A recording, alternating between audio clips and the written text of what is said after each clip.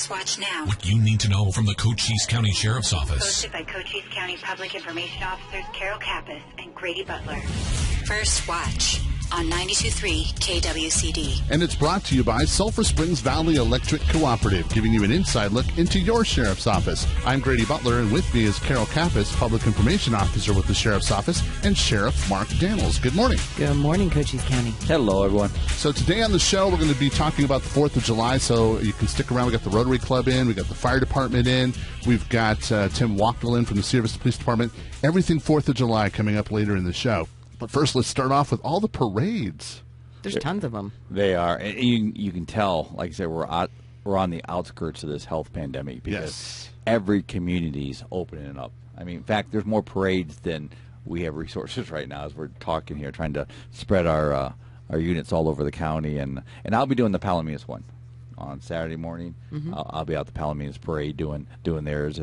I don't get a chance to usually do that one because usually on July 4th I'm in Benson and then run over to Bisbee. And Bisbee changed theirs till Sunday at 3:30 in the afternoon. Right. And so that was a big change for them. So I'm going to do the Palominas one and kind of looking forward to that one. And they have Benson also on Saturday.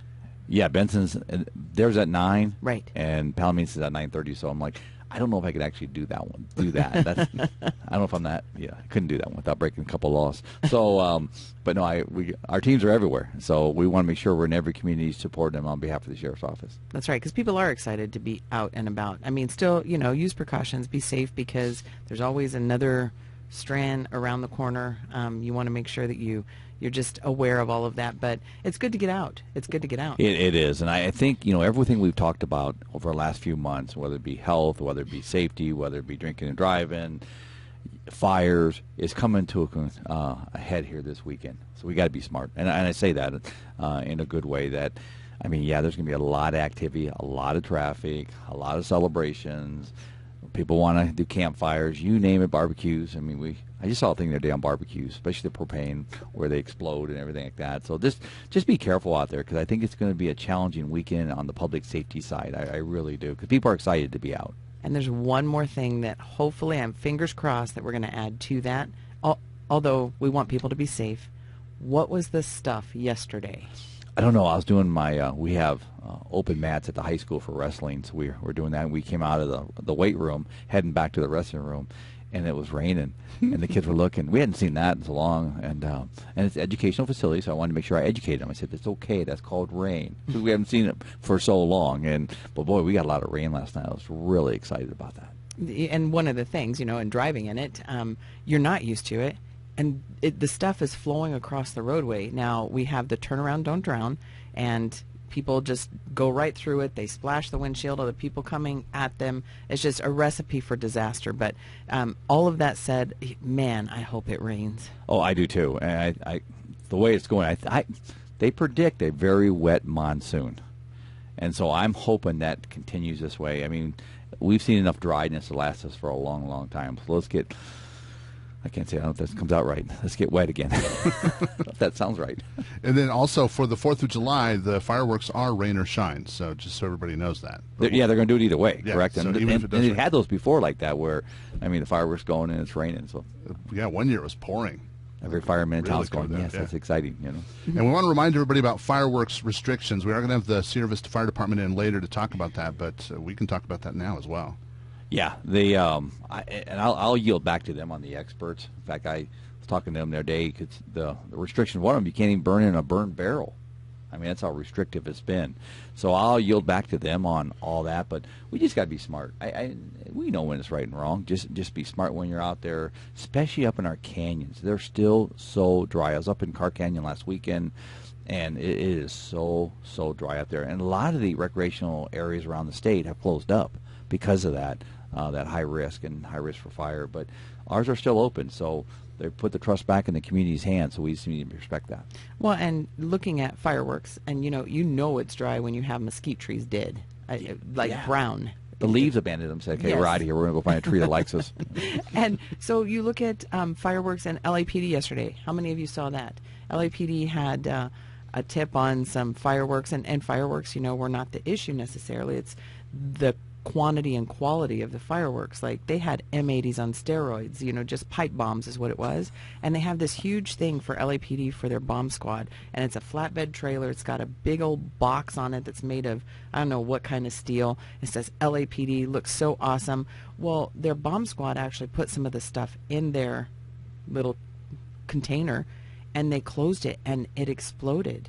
But it took out the whole container. It injured people in houses all the way around there, took out cars. I mean, can you imagine that type of a firework, especially where we're at right now? And Wow. that would just be, shut the front door because Cochise County's on fire. And let me just say this to people, and this is, we all seen it. We all want to celebrate. It's Independence Day, and hopefully everybody, shares that with your children, what it's all about and why we have Independence Day, why this is the greatest country in the world. But I will say this, aerial fireworks are illegal. Even though everybody does them, they're illegal in the state of Arizona. And people will tell us, well, I bought them here. Well, you can buy a lot of things here that are illegal. So, again, aerial fireworks are illegal, even though you can buy them. So if somebody gets injured or there's a fire, you are responsible for that. So something to think about. And finally, what goes up must come down. What Yes. should people not do? Shoot a firearm in the air, and we've seen that. I mean, seriously, they shoot it up thinking, okay, that's gone now. No, it's not a satellite. It'll come back down. It really will. And so be very careful out there. And the last thing we want to see in public safety, police, fire, and EMS, anybody getting hurt out there. Last Friday, you attended the Crossroads Academy grand opening. Yes, this is the new school. Jackie Clay and I spoke over a year ago, probably a year and a half ago, in regards to how can we better the education at the jail. But first of all, it's a federal mandate that we educate, especially our juveniles. And with the juvenile center closed right now, and that's just I think everybody knows how I feel about that. So we displaced our kids outside the county. But everybody thinks, okay, that problem's taken care of. And that's not the case. The remanded juveniles, I think I'm sitting on 5 today, 5 juveniles under the age of 18 sitting in our adult facility. They have the still same expectations as they would, even though they've been remanded. Everybody thinks, well, now they're in an adult facility, you don't have to worry about them. No, we do worry about them because these are still underage kids. So we have a mandate to educate them and continue their education like they were in a regular school. So that falls under a statute that is directly impacted by my office, but Jackie Clay, being the school superintendent's responsibility, is a mandate to educate, obviously. And so her and I have worked very hard. We took some of our jail enhancement funds to help fund that teacher, and then Jackie took it to another level where now they open up this school where if you're in the jail, adult or juvenile, and you start a GED program or an educational program, you can continue that with Jackie Clay through Crossroads Academy, the school, over on Foothills Drive in 92, sponsored by the school superintendent's office, to finish your educational needs. And I said this when I spoke last Friday, is, a lot of these individuals, juvenile or adults, have taken the road less traveled. But just because it's a less traveled road doesn't mean it has to come to a dead end.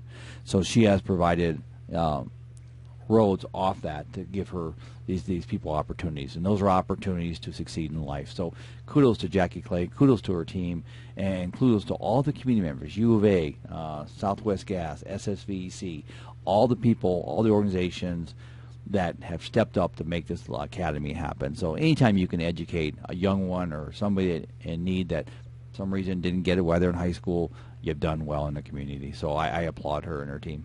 And it's all around, I guess it's all around holistic way of looking at education, because they're even planning on gardens in the back. Yes. Just ways of getting people involved in so many different aspects of life that you would probably never see if you didn't have the opportunities. So it's providing opportunities, and she's amazing at doing that. Well, you look at Boyne High School, they had an alternative school, very similar to that. Those are ones that fall behind in credits. Those are ones that have special situations going on, and that's exactly what she's doing. But these are also satisfy those above the age of 19. Everybody thinks, okay, if 22 now, what do I do? Jackie's your answer. Go see Jackie Clay at the school superintendent's office. They can set you up on that. But they're going to do a lot of alternative programs in the back. They're going to put bleachers up back there where our old jail was just turned down. There's going to be bleachers set up there for like concerts and art things and different events. And And like I said, being the recent evicted tenants of Foothills, I mean, it was the sheriff's office now, and if there's going to be anything to transition to, what a good thing to do. From a jail to a sheriff's office, now it's going to be an educational facility. I think it's pretty cool. It is. And so there were also other things that you were working on last Friday, and that includes going to an event in South Sierra Vista, Bisbee. Where do you call that whole area? Hereford. Down on John Ladd's area. Yeah, I was going to say, which event was it? Okay, I got you now. You had to dial in, It is early. Yeah, they had an event that was hosted out of a group out of Washington, D.C. It was to secure our borders. And so, and people think, okay, what's this about? This was not a Cochise County Sheriff's Office hosted event, but it was an event here that brought attention to why we need secure borders. They sold over 900 some tickets, so we expected a pretty big rally. About 300 showed up, but we had a contingency plan to make sure everybody there was kept safe. That is what we do. No matter what happens, we serve the people, and so we had that contingency in place. They had their own private security, and there's about 40 sheriffs from around the country, from Iowa, Kansas, Pennsylvania, Massachusetts, you name it, Oklahoma, that came down to support the cause. They all spoke. I spoke as a welcome to Cochise County, but it was a good event. Message was clear, but there was no incidents, and that's most important to me as a sheriff. Last thing we want is anything to go wrong. So we have some pretty strong parameters that we told the group that we also that we would enforce. So, we're going to this thing was going to get radical out of hand. I tell you, we've seen those in communities and beyond, and not going to happen here in Cochise County. So it was a good event, strong message. So what's going on the border now? Well, it continues to be a challenge. I think we all would agree on that, and it's the numbers, and I keep saying this, Carol, and that is the stats are politically neutral. I mean, stats speak for themselves. I mean, they truly, truly do. I mean, you look at our numbers. I haven't seen the numbers for June. I should have those numbers here in a week to share next Friday. But you look at the first 5 months. Last year, 1,500 illegal entries off our camera system. This year, or this first 5 months of this year, over 15,300. 800 pounds of illicit drugs, 40 drug smugglers. So, yeah, we're in a different environment. Totally different environment. And the pursuits are up 300%. I was talking to DPS director the other day. In fact, I saw them the other day. They're chasing a U-Haul. Did you see this one? I did. Yeah, shooting up 92. And I've had people come up and say, we're really scared to be on these highways right now because people are driving so reckless. And then Cervista PD, and I know we assisted on that in DPS, where they had an 18-year-old kid that was coming. Now he was bringing drugs back in to the community, from what I understand. But was driving wrong way, like 3 or 4 in the afternoon, coming into town, and again, this disrespect. And Cervista PD and all the agency, sheriff's office, they disengaged because of the pursuit. The risk was too high for the community. So again, these people that drive like that don't care about our citizens in this community. So we want to make sure we're doing the right thing. That concerns me when it comes to drugs in our communities, the overdoses that we're dealing with. And we don't put a lot out on that, but I think that's something we need to have a future talk on. This show is, let's get somebody from EMS, Service to Fire, Fire, and get them in here and say, and I've talked to them, and you'd be shocked how many overdoses that are out there. And Narcan, everybody knows what Narcan is. That's the reversal for an overdose. And it's amazing how that works. I've seen it work where you get there, they're totally unconscious, they're totally, I'll just say it, deceased, and they insert Narcan, and within minutes, they come out of this like a death coma, and they're like, what happened? I mean, I'll just be a little spiritual, they were seeing the light, and then they got brought back. So, and everybody's like, well, Narcan's the answer. No, prevention and education is the answer. Narcan's a medical remedy, but I'm telling you, it saved a lot of lives. I will agree with that. But we can't use Narcan as the answer to addictions and drugs. We just can't. So we have to get on that. But we have to stop the flow. But we know 90% of the illicit drugs come through our southern border, and those numbers are all off the charts. So obviously drugs are coming across. We know we lead the nation in getaways in the Tucson sector, Cochise County area, and the Santa Cruz, Pima. We have to do a better job. We really do, because that's public safety, national security, humanitarian. I'm very strong on that, but the numbers, the stats they're politically neutral. They don't care about gender, religion, Politics, what they say is this is what's going on, and if people focus on that, we got to get down and solve this. Also this week, you talked at JailCon 21. Yeah, JailCon 2021 is the annual conference for detention officers, correctional officers, both within Arizona and beyond. And I know, Grady, you attended that. It's a great event. And like I said, detention officers are a sheriff's best friend. They truly are. You are the expert of our jails. I know you work a lot in our jail, been in your part-time role here, and I know, Carol, your son's a sergeant down at our jail, and we love our detention officers. And I say that not to be corny, but we truly do, because that is one of the toughest jobs. You're in a controlled environment where, don't take this wrong, but a lot of people don't like being in jail. So who gets the blunt of that? The detention officers, the correctional officers, and but they do an amazing job of showing passion, care, and respect, and safeguarding those inmates. No matter what you read or what people say, I'll argue that all day. I'm very impressed with my staff at the jail, the men and women. And they do. They work hard. And one of the things that JailCon does, you go up and we've had maybe some questions on, okay, why are Cochise County taxpayers funding this, this little junket that you're going on, or this little vacation? And that's not it. It's actually from ACJC, jail enhancement portion of fines that you have to pay. That goes to that, and ACJC says that 25% of that should be used for training, and that's what that is. So that's a good way to look at that, a good use of our resources. And jail enhancement funds are funds that come through the state that are discretionary to a sheriff, like you said, Carol, that's got certain criteria for training. Now, what's the biggest thing people say in the country right now? Law enforcement needs training. So we're sending our people to training. We're embracing the officers that do a very tough job. We know the hardest recruitment retentions within our correctional facilities, whether it be a jail, whether it be the state prisons. So those that want to criticize that, you can't have it both ways. You just can't. You can't say, well, don't send them anywhere and don't train them. Well, I don't buy into that. It was great training. I know. Hopefully you'll talk about that, Grady, the training. First thing you said to me when I walked in today, how was the training up there? You said it was awesome. You learned a lot. Wow, isn't that what we want? Polished professional training people in our jails? You bet we do. And that's something we do on our patrol side, our support side, and our detention side. So I will argue and debate that all day, and you got to trust us. And you elected me, you got to trust me, the fact that we're applying our money. We're not sending you a beach in Florida and saying, hey, read this book. I mean, no, this is a organized training that's recognized by NIJO, which is an accreditation firm that does jails. In fact, that's who puts this on. And again, I think it's a huge event. And you look at the liability jails present to communities, especially when you're dealing with a jail like ours. So we continue to train our people. We continue to polish them. We continue to support them. That's all ingredients that reduces liability. So I commend you for going that, Grady. I saw the team up there. I think we had, how many, 8 up there, 7? Something like that, yeah. Something like that. Yeah. And our leadership members were there. Our officers that worked the floor were there. So when I spoke to them all, I mean, it's well supported by every sheriff in the state, and it always has been.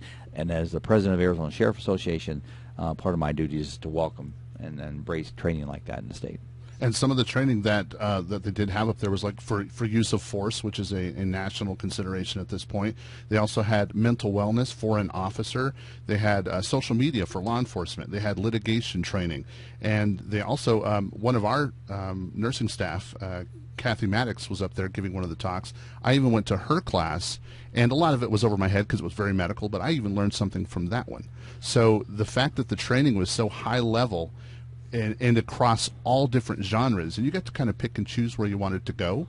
It was amazing how much you could learn within an hour and a half of each of these classes. And and that's some good stuff. Everything you hit on there are challenges within sheriff's office for jails. So that's really good to hear that, Grady. But second of all, just the social networking between the officers. Definitely. Hey, what's going on in your jail? That's how you pick up new, innovative ideas. I mean, we don't have to reinvent the wheel. We just need to learn from others. And in this case, I know there's a lot of interaction. There's 350 officers from throughout the state that were there. So I know you guys integrate on that too.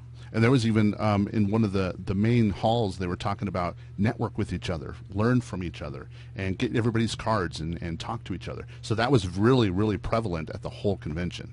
Yeah, no, it's well embraced, like I said, by Sheriff Benzone from Maricopa County and I both did the talk, and then Attorney General Mark Brnovich was one of the speakers that morning with us. And again, the reason we take the time to do that is to make sure the officers in this state, both correctional and detention, understand the importance of that training.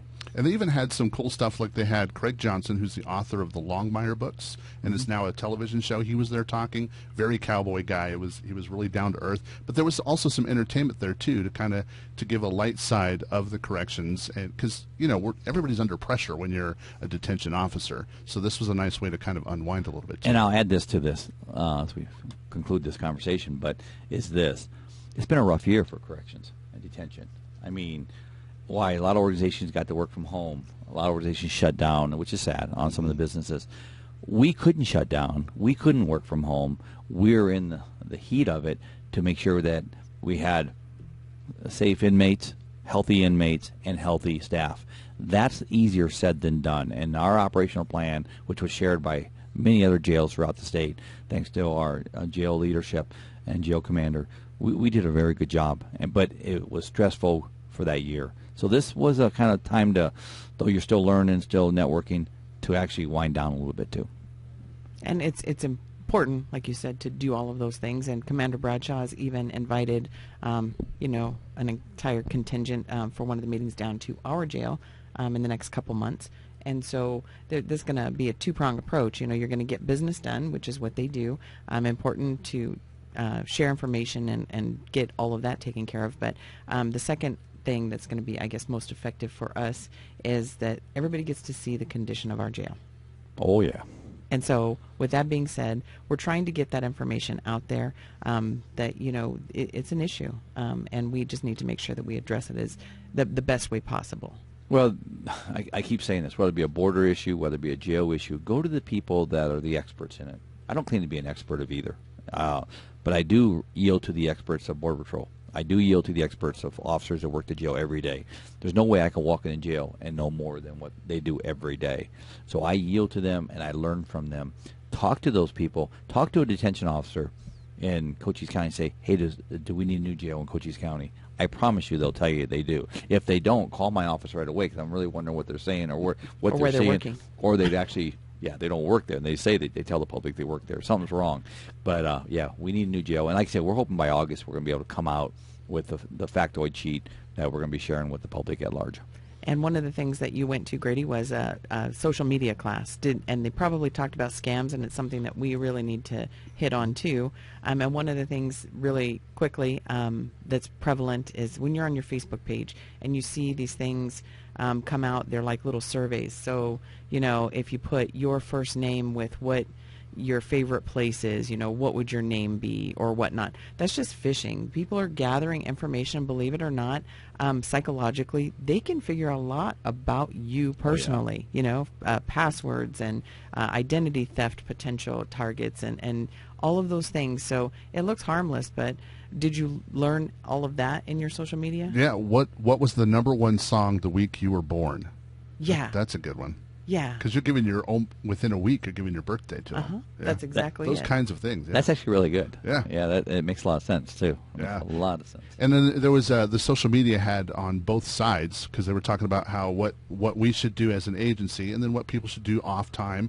And everybody should know that no matter where you work, people can see what you're doing and posting, and so you need to be aware of that. Could be a future employer, could be anything. So always be careful what you post. Exactly. And switching gears just a little bit, it's unfortunate that we found out about one of our own who passed away. Yes. Norman Woodbury. Everybody knew him as Woody. Woody. He was adult probation for Cochise County for a really long time, and then he ended up being one of our sex offender analysts for the sheriff's office. Him and Martin Peterson, and Martin's still there, with Manny doing a great job. But, God bless Woody and his family. He was just such a good man. And Woody was a member of the Fraternal Order of Police, Lodge 28 here in Cervista. Him and I did many, many community events together, and couldn't find a nicer, down-to-earth guy. He rode with me a whole lot during the years. I worked with him very close at adult probation office. Wow, that didn't come out right. And he just became a very good friend, and his wife was a sweetheart. The whole thing's, It's sad. It really is. So my condolences to the family and his children and Miss Woody. That's what I always called her, was Miss Woody, and I wish them well. And I know there's a service coming up here. Right. I know that you want to talk about when you're in a traffic stop, you're required to show ID. Tell us about that. You are, and this seems to be more. I think the national media has changed the tone of non-compliance being okay. It is not okay. Compliance is the success of getting through a traffic stop, and I can't say that loud enough. Those that get stopped on a traffic stop by a law enforcement officer, you are required by law to show a driver's license. If you fail to do that, the consequences are very simple. You go to jail. And that is a state law. It's a criminal offense. So you take a stop sign violation, for example, or speeding, or whatever it may be, unsafe lane usage. I mean, you throw the 900 violations out there. An officer walks up, greets himself to you, and then asks for your driver's license, registration, insurance, which is pretty standard in every traffic stop, and you say, no, I want to know why I'm being stopped. By law, the officer, because here, let me just give this to you. By law, you're required to give up your driver's license. If you say, no, I didn't do it, that is not the time to debate it. It's not the time to argue it. And once you tell them why you're stopped and then they don't agree with you, then they're not going to give it to you. Either way, the law says you have to turn over your driver's license if you're driving a motor vehicle. Those that refuse will go to jail. I think it's so important. And it's not a right to have a driver's license. It's a privilege. That's why licenses get revoked, suspended, because you didn't fulfill your requirement to drive in the state of Arizona while you didn't go to court. And I've had a couple incidents where people just say, no, I'm not giving it to you. I don't believe you have a right to stop me. For whatever reason they believe that, the bottom line is you have to. And what's going to happen is that noncompliance turns into a situation that's now escalating. And we're pretty good about de-escalating those. My deputies are. I've seen officers, troopers. We're very good about that. But there comes a point where you're going to end up going to jail. And I've seen that happen. So, again, comply with an officer on a traffic stop. That's why you have court. That's why there's due process. If you don't believe the officer should have stopped you, you can file a complaint. And that leadership will look into it. And the great thing about it all, with my deputies, Cervista PD, all of the agencies, they have video cameras. So if you think something happened, they'll go back and look at the camera and tell you if the officer made a mistake or a misstep or there was a legality issue with it. But you cannot debate the traffic stop on the scene or not show a driver's license. Failure to show a driver's license will result in you being charged for a criminal offense. And some of the other things, just wrapping this part up, what's your traffic stop of the week? Well, this is another one. This is a good one. Don't play your music loud. I mean, we all want to enjoy our music, whether it's the 70s, 80s, 90s, hard rock, whatever you want to play. That's your right. That's great. But you can't put a band in your back seat. And literally, I mean, I had a stop this week where, I mean, the music was so loud it was jamming. And I'd seen this guy jamming around town like this, where you go up to an intersection, the whole intersection's rattling. I mean, everybody's looking around like, hey, what is that? You can't do that, number one. And so, again, the individual doing it again, long story short is, I saw the vehicle. He has no brake lights. The windshield is totally shattered. I make the traffic stop on him. And in the back seat, literally, is more speakers than engine. And unfortunately, if you want to draw that kind of attention, you want to make sure you're doing things legally, too.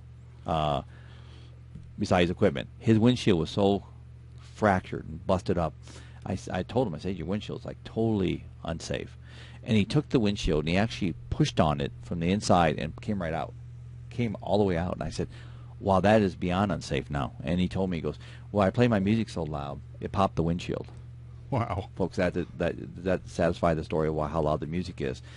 And then, of course, he had a couple failure to appears and he was suspended. So, and I just looked at him like, wow, if you know you haven't gone to court and took care of your business, and then you drive around town and you're playing your music that loud, something bad is going to happen. And in this case, it did. I mean, of course, he couldn't drive his car. He got charged for some violations. And so it's just like, if you want to draw attention, make sure you're legally doing it and not illegally doing it. So, yeah. But he did. I knew him for a long time, and I hadn't seen him for a while. So the good thing about the stop is we got to say hi to each other, and he thanked me, and he walked home because he got some tickets. His car couldn't drive his car anymore, so he walked home. And now it's time before you go for your safety message of the week. And I know you have like a plethora that needs to fit into this weekend.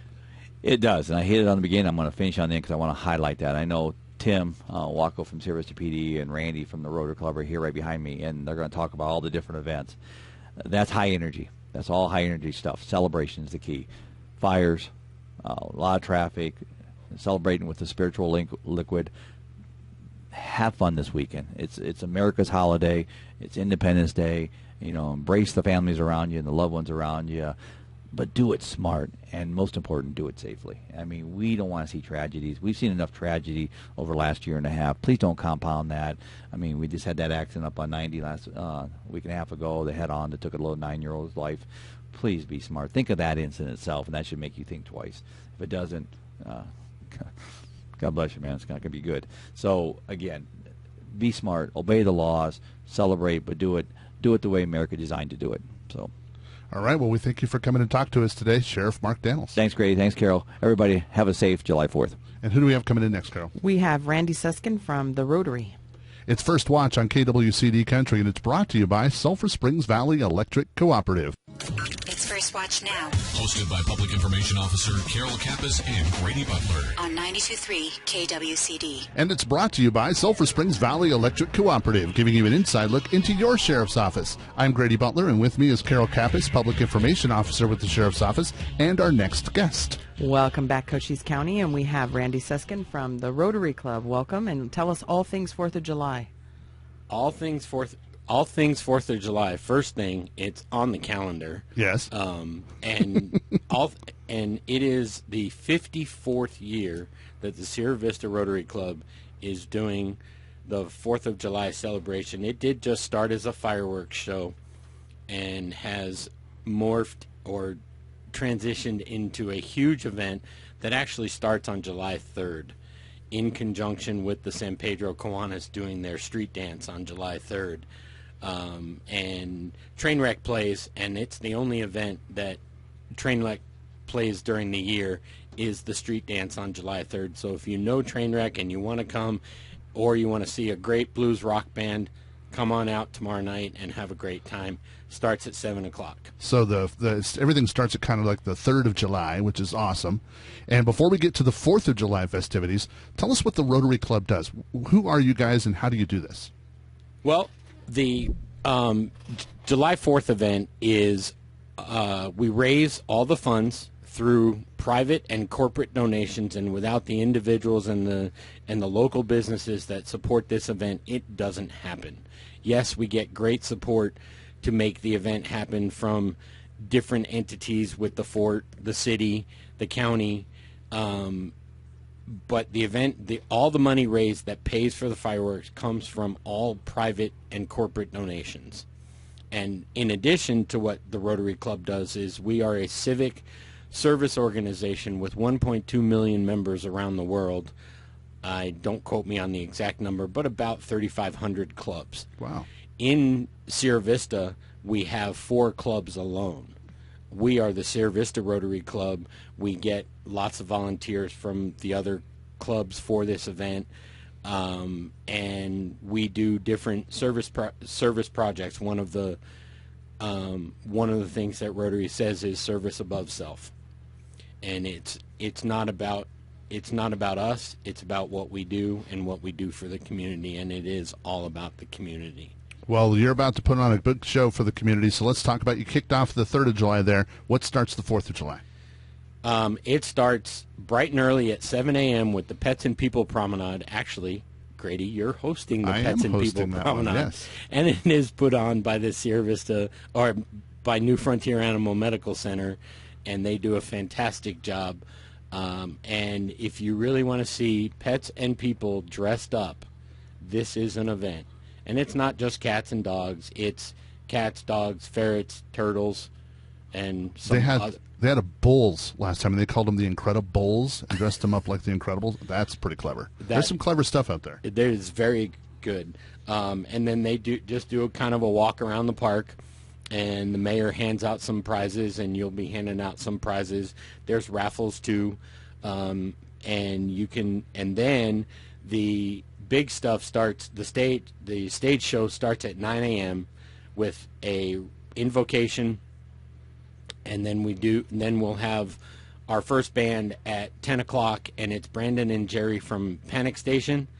Then we're going to go into the noon ceremony, which really starts at 11:30, and it's a salute to the Union with all the state flags line the pavilion stage, and then our club president, Ken Stickler, will preside over the ceremony.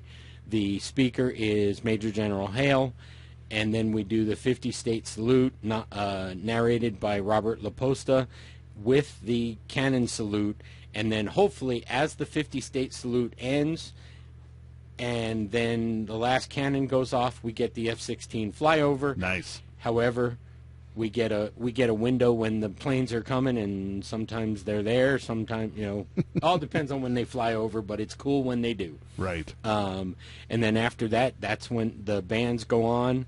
We'll have the Desert Swing Band, then we'll have the Cervista Community Band, and then we have some the Desert Thunder Gymnastics, Star World Tank Sudo, and Cochise College Dance Club, and then Desert Fever. And Desert Fever will play, and then we take a break for everybody's favorite event of the entire weekend is the actual fireworks. And the fireworks start around 8:05. You can get a great view of the fireworks from the park while you're hanging out with all the vendors and the food and the drinks, or you can go to Stone Complex, and that's where you will see the aerial show and the ground show. And the ground show is pretty nice to see, and of course the ground show is named for Vinny from Vinny's Pizza, and it is done in his honor, because the first time we did it, he came after the event and said, how do we make sure this happens all the time? And he is also one of the longest and always the largest sponsor of the event since he's been part of it. And Chip, after Vinny passed, Chip took over the reins and said, absolutely, I'm in. And then the fireworks are rain or shine, is that correct? The fireworks are rain or shine. I can honestly say probably our best show that I can remember was we had a thunder and lightning storm during the fireworks. Right. And, fireworks would go off, then thunder, then lightning, then more fireworks. And the lightning was far enough away that it didn't affect the show. And that's the only thing that really will keep it from happening. Okay, understood. All right, before you go, let's. I know the community came through for you guys and a lot of donations. Let's mention a few, and you can't get the whole list in. I understand that, but give us a list of who was the sponsors for this. Well, first off are our two biggest sponsors, Vinny's New York Pizza and SSVEC. They have been our title sponsors for years. As long as I can remember, and I've been involved since I don't remember that either, but I've been doing it a long time. And then our media sponsors, Cherry Creek Radio and Cervista Herald, and then our next level of sponsors, the Patriot level. If I miss somebody, I apologize, but I will try to get them all in. Pioneer Title, Stanger Millworks, Jacobs, Yucca Moving and Storage, Wick Communications, Lolly Automotive, Mule Mountain Pest Control, Williams Mello Law Firm, Ace Hardware, Culver's, Sierra Toyota, Guild Mortgage, the Leone team at Nova Home Loans, Aurora Sky Realty, and Neiman Solutions. And then, of course, there are more sponsors out there that if I miss, I apologize, but again, this event does not happen with all of the corporate and private donations that we get. Well, Randy, we thank you for coming in and talking to us, and thank you for everything that the Rotaries do. Well, thank you very much, and I do this for the community. Thank you, Randy. And who do we have coming in next, Carol? We have Sergeant Tim Wachtel from the Sierra Vista Police Department. It's First Watch on KWCD Country, brought to you by Sulphur Springs Valley Electric Cooperative. It's First Watch Now. Hosted by Public Information Officer Carol Kappas and Grady Butler. On 92.3 KWCD. And it's brought to you by Sulphur Springs Valley Electric Cooperative. I'm Grady Butler, and with me is Carol Kappas, Public Information Officer with the Sheriff's Office, and our next guest. So, Cochise County, we have Sergeant Tim Wachtel from the Sierra Vista Police Department. Welcome. Good morning, and good morning, Cochise County. So tell us about the DUI task force? Well, first of all, thanks for having me. And just like every other time we have a task force, I always come down here to try to educate everybody. It's no secret that the Southeastern Arizona DUI Task Force, we will be out doing a saturation detail Sunday, July 4th in the Cervista area from 4 o'clock until midnight. So, my best advice to everybody is enjoy the fireworks. But once the fireworks show is done, just, continue the celebration, just do it safely and do it smartly. More importantly, be smart about it. Designated drivers, Ubers, Lyfts, whatever else we have in Cochise County. Yeah, there's so much out there these days. Like you said, Uber, Lyft, you name it. But, like I mentioned every time I'm down here is what you're doing that night. Everybody, for the most part, everybody knows what their plans are Sunday night. So plan ahead. Like I said, enjoy the fireworks, but be smart about it. And, this year might be a little bit different because of the pandemic last year. And people are starting to get out, and maybe during this time, as we've noticed in a couple different things, like people taking airplanes, being a little bit ignorant, in their actions. Hopefully that doesn't happen with this, that they overindulge and they just forget being reasonable and make poor choices. And that's correct. And I'm currently working the midnight shift right now, and just recently, over the weekends, we've seen the local bars open back up at full capacity. So, and good for those businesses. I'm glad to see that. But once again, that just invites people to come out and have a good time. And unfortunately, every time we do these details, we do have people who make the wrong choices. So again, I'm not trying to scare anybody. I'm just educating everybody. We will be out there. You'll see a variety of agencies from around Cochise County. To include Cochise County Sheriff's Office. We'll be out there. Again, just be smart about it. And I'm sorry, when you have agencies, for example, are you going to have Wilcox Police Department, Benson, Bisbee? Yeah, so with the DUI Task Force, the Southeastern DUI Task Force, all the agencies in Cochise County are under our task force. So this particular event, we only have a few coming, but as the task force itself, we go around to each of these different agencies. Like Wilcox has the Rex Allen Days, so we'll go up there and we'll support Wilcox Police Department for that. But and that's the one good thing about the task force is all of those agencies, we support each other. And for me as a coordinator, I just have to get on the email, shoot everybody a blast email for help, and I have it. So. And the reason that I ask is we had a question about a Cervista unit that was down at Carr Canyon yesterday or the day before. And the question was, what are they doing out of their jurisdiction? So when you have things like this, and when you're certified as a law enforcement officer in the state of Arizona, you're a law enforcement officer in the state of Arizona. But if somebody sees a vehicle that's not Cervista Police Department or Cochise County Sheriff's Office and they're in this particular area, yes, they can still conduct a traffic stop. Yeah, that's correct. Like I said, when we support the task force, we're everywhere. So just because you might see a Bisbee Police Department in Cervista, you might see Cervista in Bisbee or Wilcox. We are certified state officers, so we are allowed to patrol other areas. So we get that question all the time. What are you doing down here? And we see it all the time. All right, well, we thank you for coming and talking to us today and letting us know that the DUI Task Force will be out there for the 4th of July. Well, thank you. I just want to, if you don't mind, just want to say hello to my daughter, Emma. She's listening, so. Hi, Emma. Hi, Emma. There you go. That's awesome. Thank you. Thank you, Mr. Wachtel. And coming up next, we've got Paul Cimino. He is the fire marshal with the City of Sierra Vista Fire Department. And we're going to talk about fireworks and what's legal, what's not legal, and, of course, we're going to talk about safety as well. So, Paul Cimino, first question is, what is legal and what is not legal when it comes to fireworks? Well, the easiest way to answer that is we've inspected the retail stores and our tents that have popped around town, and all the fireworks you see in there are legal.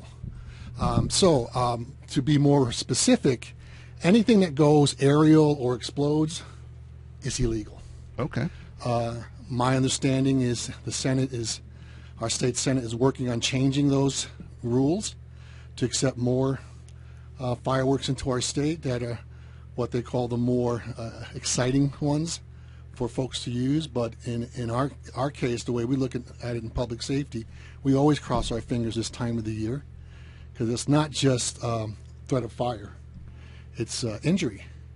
And you'd be surprised how many injuries occur that wind up in an emergency room that aren't the explosive type. Sparklers are the number one reason why people visit the emergency room for fireworks injuries. Wow. Sparklers, who'd have thought, right? You hold it in your hand, you wave it around, and got little sparks going everywhere, no big threat. Well, the threat is the burning end of that sparkler can reach up to 1,200 degrees. So there's where the problem lies. So we ask people to be responsible. I'm not here to punch people in the nose and don't use fireworks. I'm just telling you there is a recommendation on how they're used, and you have to be responsible as adults, especially when you have your children around you. And sparklers are not allowed at the park for two separate reasons. Well, number one is fireworks in general, the consumer fireworks that are legal for you folks to use, can only be used on private property. So they are illegal by state law to use on any state land. In the city, on any public right-of-way, the city parks, the streets. So you have to use it on your private property for it to be legal. So how does it become illegal is when we get the call. And what we're trying not to do is invite, that tragedy to your celebration. So take the time, read the instructions. I know as men we don't read instructions, and I'm getting that look from Carol. I think it was an eye roll. But it is very important, because you just don't light it and you just leave it. It's not a set it and forget it type of a tool. You have to make sure that you have buckets of water, maybe a garden hose. You need to submerge those before you put them in your trash. Last year, after the Rotary fireworks, I'm on the street doing some enforcement, and we had 3 dumpster fires, a couple of trash can fires. People were trying to dispose of them, but they weren't doing it correctly. Make sure they're good and out, and then cool them down after that. And one of the things that's associated with fireworks and the show that they have in Sierra Vista is you always see people trying to jockey for the best parking position. Where can people park? Where should they park? Where shouldn't they park? What are they doing with all of that? Well, and my understanding is, there are some VIP areas that will have parking pretty close to Stone Park, but with as much law enforcement that'll be out there, they're going to be showing people where to park. So be mindful that there's not going to be ample parking in parking spaces that you normally see at the sports complexes. But, we see people parking on the sides of the street, out in the fields, and they have to understand that those they may look like prime seats, but in an emergency, they can actually impede our progress. So the fire department and the jurisdictions around Sierra Vista will be helping out during those fireworks. That's the difference. It's a very spectacular show. There's a lot of pyrotechnic things going on. It only takes one stray one or wind to blow it in the wrong direction, and then we have a threat of wildfire. But we're all over it. When I say we, it's not just Sierra Vista Fire. We got Fry Fire coming out. We got BLM. We got U.S. Forest. Those folks are going to all be out there in strategic areas. Hopefully nothing happens, but they're ready to roll in case it does. And I know that there is no parking on the bypass, so everybody needs to be aware of that. The bypass will be shut down. There'll be a lot of road closures and law enforcement at those points, kind of redirecting traffic and whatnot. Just slow it down.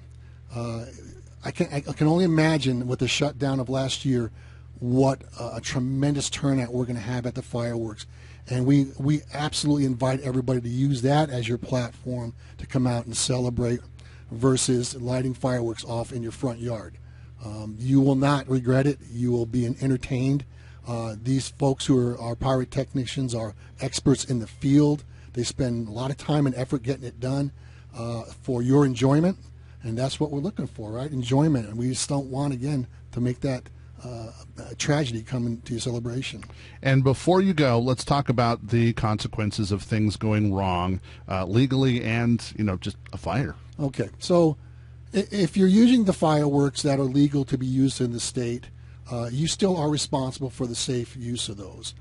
So if you use them in a manner that the manufacturer says they're not to be used, such as fusing one to the other and bundling together and taping them and whatnot, that makes it illegal. You can be charged with a misdemeanor. We also have seen where the judge will go ahead and honor mitigation costs. So if you have the response of the fire department, police department, EMS, whoever, they can look at whatever that cost came to the taxpayer, and they can go ahead and add that to your offense. And that will rack up a lot. We're not talking a few $100s. It's thousands of dollars that could happen there. Let's not do that. I don't like to come out. This is no threat. This is awareness. Please be aware of yourself, your surroundings, and what you're doing. And if it's not safe, if you don't think it's safe, it's probably not safe. Come up with another way of doing it. And I will remind folks, especially within the city limits, as close as we are in proximity to our neighbors, they may not share your same enthusiasm for fireworks. Right. Let them know what's going on. It's not always the fire. It could be smoke. It could be the odor. And some folks, a great deal of calls that we get are noxious odors and difficulty breathing, because some folks have respiratory issues and the smoke is getting into their HVACs and stuff like that and coming in their house. So there's so many things we have to be thinking about. If we're conscious of those and take a little bit of time, I think we're all going to be just fine this year. So watch out for putting your launch pad in the street, especially because people are driving. You need to make sure that that's not an issue. And your pets. Watch out for your pets. Yeah. You always see the pets wandering down the street. And at least when I'm patrolling after late at night, and you wonder, you can't always catch up to them, but they absolutely, some of them don't enjoy that. So make sure you have your pets taken care of, and small children as well. Well, Paul Cimino, we thank you for coming and talking to us today. Thank you. It's First Watch on KWCD Country, and it's brought to you by Sulphur Springs Valley Electric Cooperative. You've been listening to First Watch with the Cochise County Sheriff's Office. Hosted by Cochise County Public Information Officers Carol Kappas and Grady Butler. Join us again next Friday morning, 7 to 8 a.m. First Watch. What you need to know from the Cochise County Sheriff's Office. Only on 92.3 KWCD.